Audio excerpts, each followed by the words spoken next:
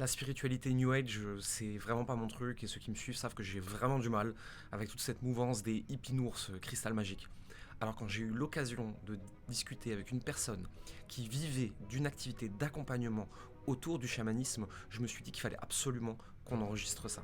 Dans cette vidéo, vous allez découvrir Théo, sa pratique du chamanisme, comment est-ce qu'il la transmet et comment est-ce qu'il vit de son activité. Vous allez découvrir qu'on peut être spirituel et parler d'argent et surtout qu'on peut se référer à des pratiques beaucoup plus ancestrales que juste griffonner des trucs sur un papier en chantant des chansons. Et je vous laisse maintenant avec mon interview et ma découverte de tout l'univers de Théo et du chamanisme. C'est parti. Je suis aujourd'hui avec un invité un peu particulier. Je suis avec Théo, que je connais bien et qui va pouvoir vous partager son parcours, mais surtout le marché, la niche sur laquelle il est, qui est un peu atypique dans l'entrepreneuriat. Mais ça, je vais laisser vous l'expliquer, puis ensuite on reviendra dessus. Hello Théo, comment tu vas? C'est vrai, toi, Jérémy? Bah écoute, moi ça va très bien, je suis content d'être avec toi aujourd'hui et je sens qu'on va bien s'amuser avec notre sujet. Ouais, je pense aussi, ouais. C'est un sujet très intéressant et qui a beaucoup de tabous, donc ouais, j'ai à cœur d'en parler. Pour commencer, est-ce que tu peux un peu te présenter, nous dire qui tu es, quel est ton parcours et puis ensuite surtout, qu'est-ce que tu fais aujourd'hui comme activité? OK. Alors, je m'appelle Théo, j'ai 27 ans, j'habite en Bretagne et aujourd'hui, ce que je partage et ce que je transmets, en fait, ce sont des techniques ancestrales qui tournent autour des médecines alternatives, de la guérison et du chamanisme. Donc je transmets ça autour d'un programme, avec, 15 jours de retraite en présentiel. Donc les personnes viennent vraiment pour se professionnaliser et aller beaucoup plus profondément, en fait, dans la compréhension de tout ce qui tourne aux médecines ancestrales et OK, notamment avec les médecines et pratiques, chamaniques mayas. OK, hyper intéressant. Donc les personnes qui viennent te voir, c'est des personnes qui ont besoin d'aller voir en elles, grâce à ces pratiques, mais aussi de les apprendre, de les comprendre et de pouvoir les intégrer à ce qu'elles font? Tout à fait, exactement.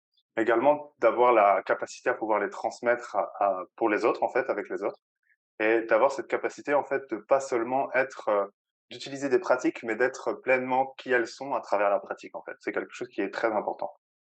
OK, c'est hyper intéressant. Ça fait combien de temps que tu fais ça? J'ai commencé à me développer vraiment dans ce milieu-là, c'est il y a 7 ans. OK. Comment Ouais. tu es arrivé là-dedans? Bah, en fait, j'étais dans une période assez compliquée, période de jeunesse, où on est un peu festif et tout ça. Et je me rendais compte, en fait, que la vie ne se résumait pas au métro, boulot, dodo et soirée, en fait, tout simplement. Et du coup, j'ai découvert qu'il y avait d'autres choses et j'ai tout de suite été attiré par tout ce qui tournait autour du paranormal.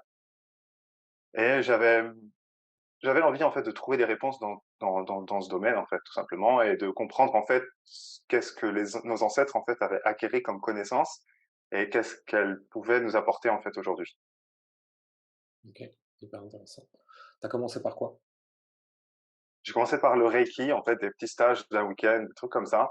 Mais je me suis tout vite, ouais, assez rapidement rendu compte que tout ce qui tournait autour des stages simples, eh bien, il y avait pas assez de profondeur et on n'avait pas la pleine autonomie dans ce qu'on pouvait pratiquer, en fait, tout simplement. OK, d'accord. Donc tu démarres avec le Reiki, ça te suffit pas, c'est quoi la suite? Ensuite, les personnes qui m'avaient appris le Reiki, j'ai appris, en fait, après mon stage qu'ils revenaient des États-Unis et qu'elles avaient rencontré une chamane de 83 ans qui s'appelle Star Fuentes, qui enseigne, très peu en ce moment, malgré son âge. Et du coup, ça m'a tout de suite fait un tilt et j'ai eu cette forme d'intuition où que j'avais le sentiment qu'il fallait que j'aille à ces enseignements, mais pas savoir pourquoi au fond de moi, en fait. C'était quelque chose que j'étais poussé vers et je savais qu'il y avait rien qui pouvait m'arrêter quand j'étais connecté avec ce genre d'intuition. Et en fait, c'était cette intuition qui m'a guidé au quotidien pour pouvoir, me lancer dans des choses qui, pour moi, étaient inaccessibles et ce qui crée les résultats que j'ai aujourd'hui. OK, c'est hyper intéressant. Il y a un truc qui me vient tout de suite et tu le sais, moi je suis connu pour, attaquer très frontalement les hippies-nours, cristal magique comme je les appelle, hein. Donc le quantique, new age, attirer la toute puissance de l'univers en écrivant des trucs sur un papier. C'est pas tout à fait mon délire, je le juge pas en soi, tu vois? Chacun fait ce qu'il veut, chacun a sa vie, sa vision. Juste moi, c'est pas mon truc et je voudrais qu'on me foute la paix avec ça. Et pour autant, toi et moi, on a réussi à avoir des échanges, sur ce que tu faisais, sur ton approche de la spiritualité, des choses comme ça. Est-ce que c'est quelque chose que tu as souvent en face de toi, des gens qui sont un peu fatigués de la spiritualité New Age, mais qui sont hyper intéressés en fait par une forme de spiritualité et de recherche en soi à travers des choses qui nous dépassent, qui est plus profonde, plus ancestrale et surtout avec plus de background, quoi. En fait, ce que je ressens personnellement qui pose problème, en fait, avec des personnes comme toi qui observent des personnes comme moi, c'est qu'en fait, au début de notre chemin, on est vraiment appelé vers tout ce qui est fantastique, féerique. Et il y a Mmh. des personnes qui restent là-dedans. Or, le vrai chemin de la spiritualité, c'est pas aller chercher le spirituel, c'est à de l'intégrer dans la matière, en fait, et d'être pragmatique et d'avoir cette capacité, en fait, à pouvoir partager ça avec les autres. Et c'est ça qui fait la différence, c'est que des fois, il y a des personnes qui vont être avec nous, on va rien comprendre de ce qu'ils nous disent, on sait même pas de quoi ils parlent, c'est complètement à l'ouest et pas compréhensif.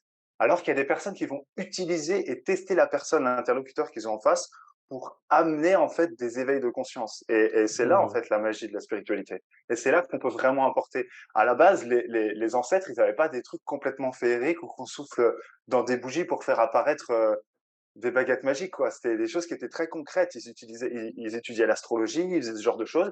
Ils avaient des pratiques qui étaient énergétiques, mais c'était pas des trucs complètement exorbitants. C'était vraiment, vraiment très ancré, quoi. Mmh. C'est ça que j'aime bien chez eux, en fait. Parce qu'aujourd'hui, le New Age, on se perd dans des pratiques qu'on ne comprend même pas pourquoi on le fait, on ne comprend même pas la raison et on ne sait même pas ce que c'est, en fait. C'est ce que je ressens. Je retrouve un peu dans ton discours, un truc que j'avais beaucoup aimé chez Franck Lobvé, qui est quand même aussi un peu perché à ses heures, hein, et qui disait un truc en disant: «Les gens qui sont perchés, ils ont voulu se retirer du monde et en fait, ce qu'ils se rendent pas compte, c'est que le boucher qui est en train de couper sa viande, il est plus spirituel qu'eux». Et moi aujourd'hui, c'est ça que je reproche à la spiritualité, son côté perché, mais pas que ce soit un problème de vouloir se retirer du monde si ça te convient plus, en soi, chacun fait ce qu'il veut. Mais c'est plutôt Ouais. de ces gens-là, en fait, ils continuent à évoluer dans la matière, ils continuent à évoluer au milieu des autres, mais juste ils se sentent supérieurs et en fait l'ego a été tué par l'ego spirituel. Moi, j'ai rencontré des gens qui m'ont dit: «On peut pas travailler ensemble parce que tu es pas assez 5D». C'est à partir du moment où tu me juges sur mon niveau de conscience spirituelle, ça en dit plus sur toi que sur moi. Et je trouve que c'est ce qui manque à ce monde-là aujourd'hui et il y a des gens comme toi qui amènent une approche différente, il y a des gens comme Anthony Morvan qui amènent une approche complètement différente et il y en a plein d'autres qu'on pourrait citer, que je connais plus ou moins bien. Est-ce que c'est une volonté consciente de ramener plutôt la spiritualité dans la matière ou juste toi, c'est ce que tu as toujours fait, c'est comme ça que tu l'as toujours vécu et donc en fait, tu t'es pas posé la question? Bah, en fait, pour avoir cette envie de transmettre tout ça, déjà, ça m'a pas pris. Ça fait à peine 2 ans en fait que je suis décidé à transmettre. Mais en fait, ce qui m'a poussé à faire ça, c'est que je suis passé par différentes étapes, différentes phases, et j'ai aussi eu cette phase où personne ne comprenait rien à ce que je disais. Et du coup, en fait, on fait souvent des ricochets des extrêmes à l'autre.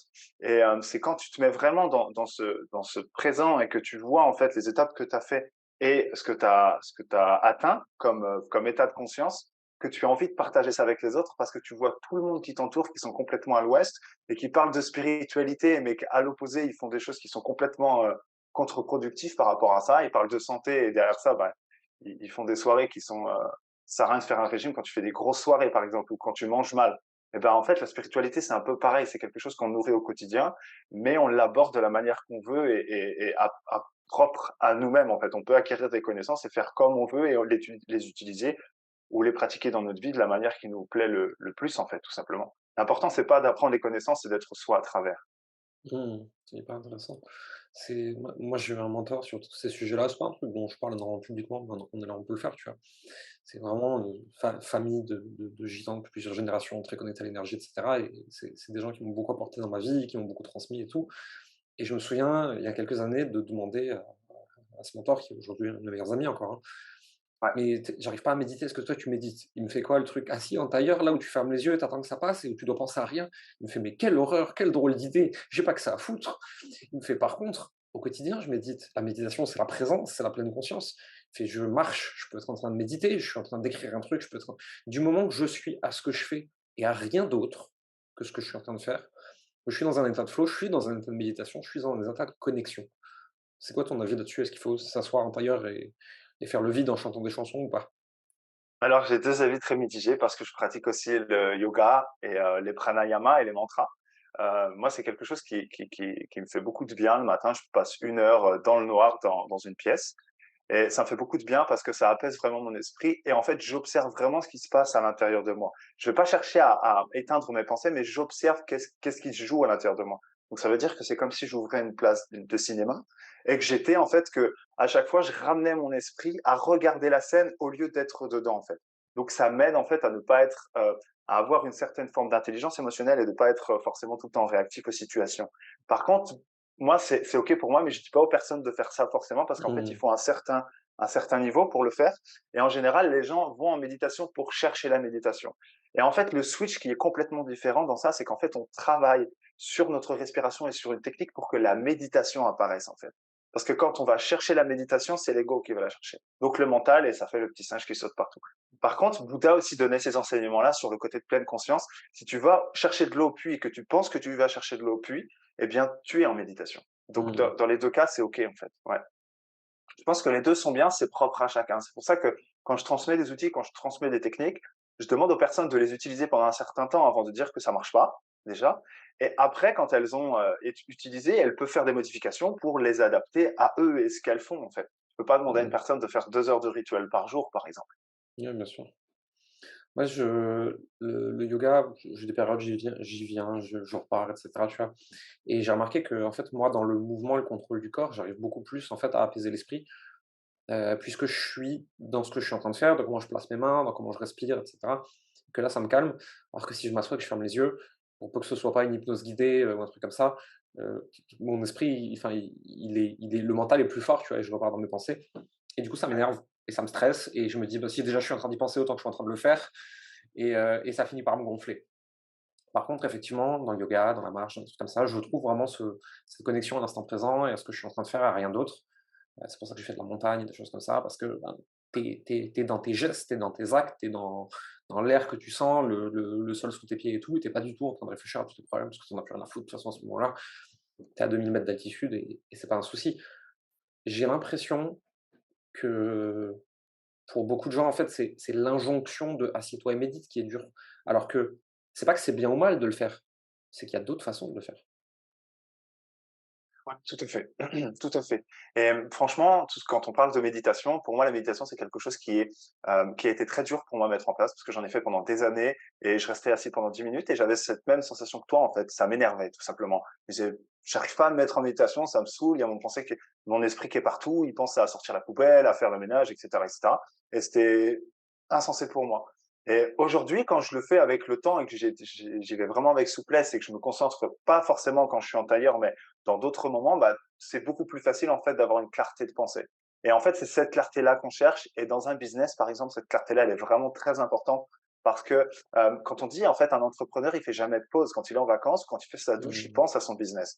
Et des fois, le fait juste de couper, pas trop longtemps parce qu'il faut pas perdre de pied, mais assez pour pouvoir se ressourcer et trouver quelque chose qui nous donne de l'énergie et qui nous donne de l'inspiration.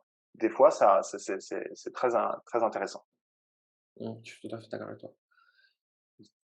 Aujourd'hui, dans le monde de la spiritualité, il y a beaucoup de gens qui ont associé, spiritualité avec pauvreté et si c'est de la spiritualité, ça devrait pas être vendu, il faudrait pas gagner d'argent, il faut aider tout le monde gratuitement.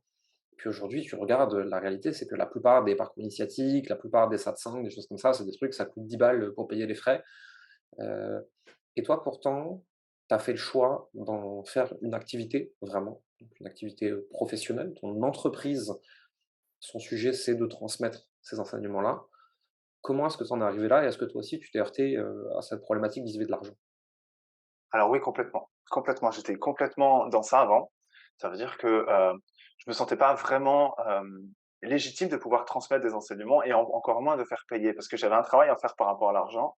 Mais je pense qu'aujourd'hui, il y a rien qui est mal et il y a rien qui est très bon non plus, en fait. C'est ce qu'on en fait. Mmh. Aujourd'hui, si on utilise notre argent pour travailler sur nous et pour transmettre après et que c'est un cercle vertueux où tout le monde évolue et que tout le monde peut atteindre en fait. On n'est pas obligé de tous manger de l'herbe et de la terre. On peut aussi manger des choses correctes et voyager et profiter de la vie, et cetera, et en faire profiter les autres. Pour moi, l'argent, c'est en fait c'est ce que t'en fais si et c'est ça développe ce que tu es. Si tu es égoïste avec sans argent, tu seras égoïste avec de l'argent. Si tu es généreux sans argent, ce sera pareil avec de l'argent.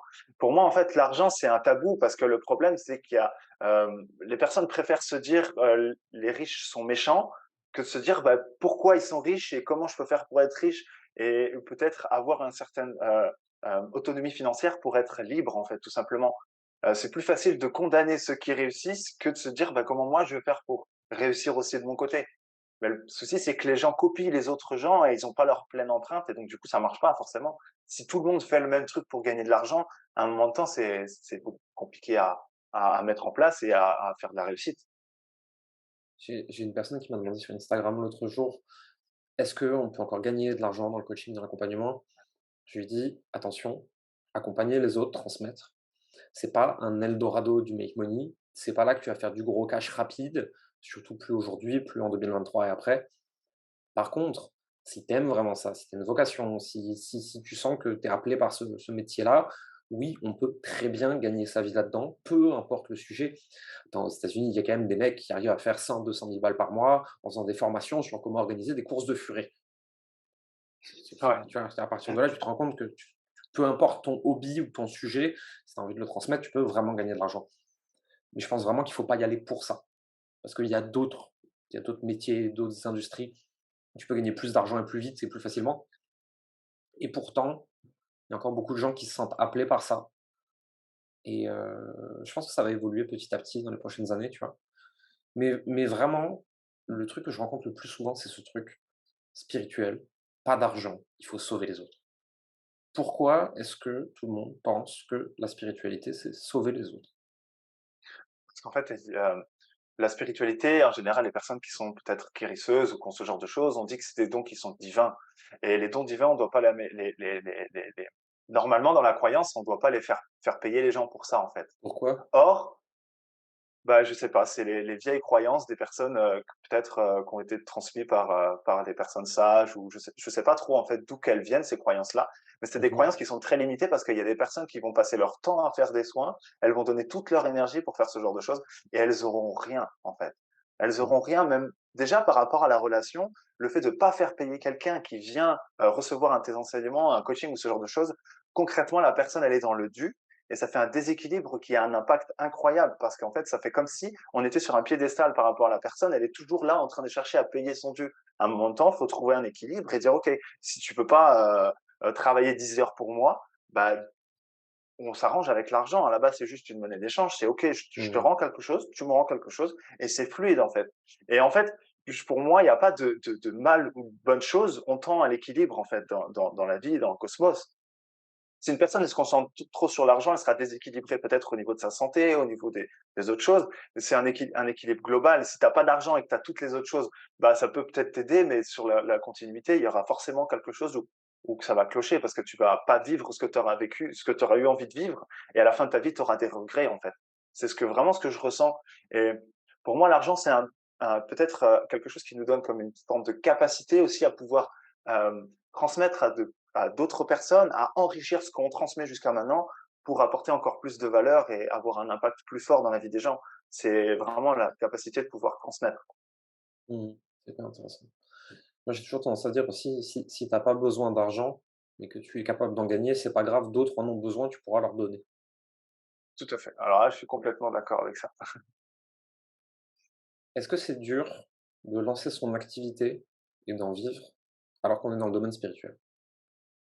Non, pour moi, c'est très simple, en fait. Bon, il y a des choses à mettre en place, il y a pas mal de choses à brainstormer, à réfléchir et à étudier pour pouvoir y aller de manière sereine. Mais en fait, ce qui est dur, en fait, c'est nous-mêmes. On est dur avec nous-mêmes. On se juge nous-mêmes, on a nos propres croyances qui nous pourrissent la vie, celles qu'on a eues pendant notre éducation, qu'on n'y arrivera jamais ou ce genre de choses. Toutes les croyances, en fait, c'est ça qui nous empêche, en fait, d'atteindre nos objectifs, ou d'évoluer, en fait, dans le monde de l'entrepreneuriat ou gagner vraiment de l'argent. Mais quand on commence à péter tout ce système de croyances-là, les choses, elles deviennent fluides et en fait, tout le schéma qu'on avait pensé autour des croyances limitantes, eh bien, il se débloque et on commence à avoir un nouveau schéma qui est beaucoup plus bienveillant envers l'argent, envers les autres, envers le fait de pouvoir transmettre, etc., etc. OK, super intéressant. Qu'est-ce que tu fais, toi, pour être découvert par de nouvelles personnes qui vont avoir besoin de ce que tu proposes? Tout slow, c'est la clé. Alors Pour pour moi, ceux qui franchement, Pour ceux qui nous Ouais. écoutent et qui se demandent ce que c'est Fast and Slow, c'est notre programme d'accompagnement et c'est pas ce que je voulais lui faire dire, mais je suis bien content qu'il l'ait dit, ça m'arrange. Mais c'est surtout, pour que des personnes qui sont dans le domaine de la spiritualité, de l'énergétique, aient une meilleure conscience en termes de méthode, de réseaux sociaux, de communication, de ce qu'elles peuvent aussi mettre en place, que toi tu as mis en place et qui t'ont aidé. OK. Ben, moi, en fait, j'ai découvert, j'aimais pas trop me mettre en avant sur les réseaux. Mmh. C'était pas, trop mon délire, mais j'ai vu qu'il y avait des personnes qui marchaient super bien, que ce soit dans notre lignée ou dans des enseignements, parallèles et j'ai vu qu'elles avaient de très bons résultats, elles avaient une très bonne activité, sur de simples webinaires, d'enseignement, en fait, des ateliers d'enseignement et je me suis dit: «Je vais en faire autant». Sauf que j'avais pris une première formation avant et c'était vraiment axé sur la publicité et la publicité maintenant, Mmh. faut y aller avec des pincettes et faut vraiment s'y connaître, en fait. On peut plus faire les mêmes publicités qu'il y a 5 ans et donc du coup, bah, j'ai découvert le programme, j'ai parlé un petit peu avec Jérémy et ce qui m'avait impacté beaucoup, c'était le fait de rester éthique, en fait. Ce que j'aime et ce que je transmets en général dans tous les enseignements, c'est de s'imprégner des enseignements et ensuite d'apprendre et de désapprendre pour être vraiment soi-même, en fait. Il y a pas de technique sans technicien, en fait. Si la technique, elle est morte et donc du coup, pour moi, c'est ça et donc du coup, on apprend, en fait, des outils qui nous permettent d'y aller de manière organique, de pouvoir, rester nous-mêmes et de pas chercher à faire de la manipulation ou des trucs trop poussés ou des trucs bizarres. Simplement nous-mêmes, on délivre notre message, on trouve forcément, aux bons endroits les bonnes personnes et les bonnes personnes viennent de manière naturelle à nous et c'est ce qui fait en fait que c'est un cercle vertueux en fait. C'est les personnes c'est pas les on cherche pas à vendre notre produit, c'est les personnes qui viennent vers nous pour l'acheter tout simplement. Parce que Mmh. du coup, c'est clair en fait pour eux. Ah, c'est la grosse différence entre vendre et donner envie d'acheter. Et je voudrais juste rebondir sur ce que tu disais par rapport à l'éthique, à l'alignement des valeurs et à la manipulation, et cetera. Pour ceux qui nous écoutent, je pense que c'est important de préciser, à partir du moment où on est entrepreneur, on décide d'avoir une activité, même si c'est une micro-entreprise, même si on est indépendant, solopreneur ou qu'on veuille monter une plus grosse structure, peu importe, hein, le but profond d'une entreprise est le profit. Ensuite, la question c'est: qu'est-ce que tu as envie ou pas envie de faire pour l'avoir? Et il y a beaucoup de gens qui se disent, «Je vais devoir trahir mes valeurs, je vais devoir être différent de ce que je suis vraiment, je vais devoir tricher, je vais devoir manipuler» et cetera. Et tout ça, bon, c'est du jugement et à la limite, c'est pas ça le plus important. Mais c'est surtout de comprendre que dans une vision long terme, si tu veux, quand ton entreprise prospère et que tu veux plus d'argent et que tu veux aider plus de gens, parce que l'argent, comme tu l'as dit, c'est juste un échange de valeurs, hein, heu, il faut signer les bons clients. Et les bons clients, tu peux pas les signer au forceps, même si ça marche des fois. Faut les amener naturellement vers toi, pour qu'ils se reconnaissent et qu'eux veuillent acheter. Et ces clients-là, tu vas pouvoir mieux les servir, ils vont vouloir rester plus longtemps, ils vont te faire une meilleure réputation, c'est meilleur pour ton entreprise. Et donc en fait, peu importe ce qu'on met derrière éthique, c'est plutôt y aller en douceur te fait gagner plus d'argent à long terme. Ouais, tout à fait. Et c'est surtout que ça crée de meilleurs témoignages clients, en fait, sans Mmh. faute. Et les personnes te recommandent et c'est plus des ambassadeurs et elles sont contentes dès qu'elles ont acheté. Ça m'est arrivé d'acheter des programmes, par exemple, avec une personne en closing qui était beaucoup plus sur le forcing. J'ai acheté et j'ai regretté et c'est OK, en fait. Ça m'a permis d'apprendre et de savoir comment, en fait, déjouer ce genre de choses. Mais c'est important, en fait, de voir à quel point hem, ça nous impacte et comment on peut mettre ça en place pour vraiment, mettre en avant notre entreprise et notre message tout simplement. Mmh. Je suis d'accord avec toi. Mais si ça peut te rassurer, rassure ceux qui nous écoutent, tu vois, même nous aujourd'hui chez Calm Publishing à notre niveau, et alors on n'est pas les plus gros sur le marché, mais on n'est pas les plus petits non plus, ça c'est sûr. Nous aussi on a fait des erreurs, tu vois? Nous aussi on a, des fois été un peu trop agressifs sur le marketing, sur la vente, signé peut-être des clients qu'on n'aurait pas dû et on a toutes nos erreurs, on les a apprises un peu à la dure, hein, en étant la tête dans le guidon et c'est un moment où on n'était pas forcément accompagné comme on aurait dû et tout. Et c'est pour ça qu'aujourd'hui on essaie de prendre le contre-pied, pas en disant: «Les autres sont méchants, nous on est gentils», mais plutôt: «Faites gaffe, on a fait la connerie et il faut pas la faire en fait, voici pourquoi». Mmh. Je pense que c'est important, cette transmission de surtout être capable de dire: «J'ai fait la connerie, la faites pas, voici pourquoi» et pas: «Vous êtes méchant, je suis gentil», qui nous place dans une dichotomie qui nous éloigne de tout en fait. Ouais, c'est ce que je pense aussi et ce que je pense, c'est que souvent dans les messages qu'on a sur internet, on voit les personnes qui disent que, elles ont réussi, on voit que les bons côtés en fait Mmh. du tableau, mais on voit pas toutes les étapes et les échecs que la personne elle a pu vivre jusqu'à maintenant et aujourd'hui je fais encore, beaucoup d'échecs ou beaucoup d'erreurs et ça me permet en fait de juste modifier pour atteindre mon objectif de manière différente Et c'est ça qui crée le fait que je sois encore plus éthique et plus en accord avec moi-même. Aujourd'hui, on peut pas se dire: «OK, je monte mon business, j'atteins un certain niveau directement et j'y suis et puis c'est OK, quoi». Il faut des étapes et les étapes, elles sont naturelles parce que déjà, ça permet de te connecter avec toi-même, de savoir qu'est-ce que tu veux créer, qu'est-ce que tu veux transmettre et à qui tu veux le transmettre. Et ensuite, de faire les ajustements pour qu'en fait, ton entreprise, elle soit connectée avec ce que tu es, qu'elle soit à ta propre image. Et ça, je pense que c'est quelque chose qu'on n'a pas directement quand on commence à brainstormer. OK, j'ouvre une entreprise. C'est des choses qui viennent petit à petit. Et donc, je pense que toutes ces erreurs-là sont des choses qui sont tellement importantes parce que, par exemple, dans la vie ou dans la guérison, si on passait pas par des blessures, bah, ça sert à rien qu'on soit sur terre, en fait. On est tous des Bouddhas et puis voilà, c'est cool. C'est ça aussi, c'est chacun sur son chemin et ce chemin le mènera quelque part où j'en sais rien, ouais. Moi aujourd'hui, ma croyance, en termes de spiritualité sur tout ça, tu vois, c'est que, il y a beaucoup de brassage d'air autour de la mission de vie, tu sais? Moi, c'est un truc, ça m'a toujours un peu crispé. Ça m'hérisse les poils des fesses. Parce que ma croyance à moi, et c'est pas forcément la croyance, hein, c'est juste la mienne, c'est la mission de l'humain, c'est d'expérimenter l'humanité. C'est juste, en fait, on est là pour jouer à être des humains, tu vois? Et donc à partir de là, en fait, quoi que tu fasses, tu es dans ta mission. Il y a pas de bonne ou mauvaise mission, bonne ou mauvaise endroit. De toute façon, tu es dans ton expérimentation d'humain et pour ça, il faut un ego et pour ça, il faut des émotions et pour ça, il faut des trucs cool, des trucs pas cool et il va t'arriver des choses et tu vas voir comment tu réagis, ça va te faire grandir et donc en fait, quoi que tu fasses, c'est bon, tu es aligné, tu es au bon endroit. Parce qu'il y a pas de bon endroit, tu es forcément au bon endroit. Qu'est-ce que tu en penses de tout ça, toi? Alors, je suis complètement aligné avec ça.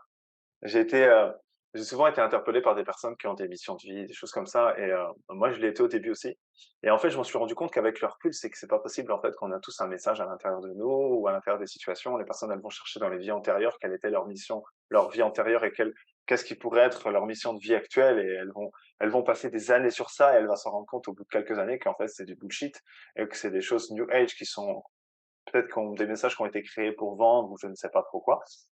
Mais ouais, aujourd'hui, je pense vraiment qu'on est juste là pour expérimenter et peu importe la manière dont on le fait. C'est sûr que si on va sur des émotions qui sont, beaucoup plus adaptées et en lien avec le fait de nous honorer nous-mêmes et qu'on s'honore vraiment et qu'on ose exister et vivre, on est beaucoup plus dans, le fait de célébrer la vie et d'être vraiment pleinement vivant. Et je pense que la vie tente à ce que les êtres soient vivants tout simplement, en fait. Mmh, 100. Mon problème avec cette histoire de vie antérieure, et la première fois que j'ai entendu ce discours, c'était chez Oussama Hamar, il me semble. Et quand j'ai entendu ça, je me suis dit: «Mais putain, je suis tellement d'accord avec ce truc». C'est de dire, je croirai aux vies antérieures à partir du moment où 100 des gens que je rencontre ne seront pas rois, reines, chevaliers, seigneurs, sorcières et qu'il y en a un qui me dira: «Dans ma vie antérieure, j'étais un caca de fourmi». Et là, je me dirais que il y a une histoire de probabilité, tu vois, en fait. C'est que si tout le monde était roi et reine, il y a un problème, tu vois. Ou alors tout le monde était incarné dans la même personne. Comme il y a un moment, ça déconne. Il y avait forcément des paysans, des esclaves. Mais personne n'a jamais expliqué que sa vie antérieure, c'était un paysan ou un esclave, hein. C'est bizarre, hein. Ouais, tout à fait. Tout à fait, c'est ça qui est très intéressant, en fait et les personnes, elles ont des interprétations par rapport à ce qu'elles vivaient et elles veulent se dire c'est toujours bien de se dire qu'on était un prestige avant, mais je pense qu'aujourd'hui, on se met pas face à la réalité, quoi et des fois, chercher les vies antérieures, en fait, ça sert à rien. Les gens parlent sur le fait aujourd'hui, il y a beaucoup de trucs sur le fait de guérir le transgénérationnel, mais en fait, on n'a pas Mmh. besoin d'aller chercher le transgénérationnel. À la base, on est là avec peut-être des blessures, des douleurs qui sont liées à l'éducation et déjà, si on travaille sur ça, il y a pas besoin d'aller travailler là-bas parce que c'est cette vie qu'on expérimente. On n'a pas besoin d'aller chercher derrière et les vies futures et les vies passées. C'est pour moi, c'est juste simplement là et c'est maintenant qu'on doit se responsabiliser et de faire les choses, nécessaires pour pouvoir, pleinement vivre. Mmh. Mais ça me fait rire parce que tu m'avais déjà dit ça et j'ai beaucoup rigolé quand tu me l'as dit.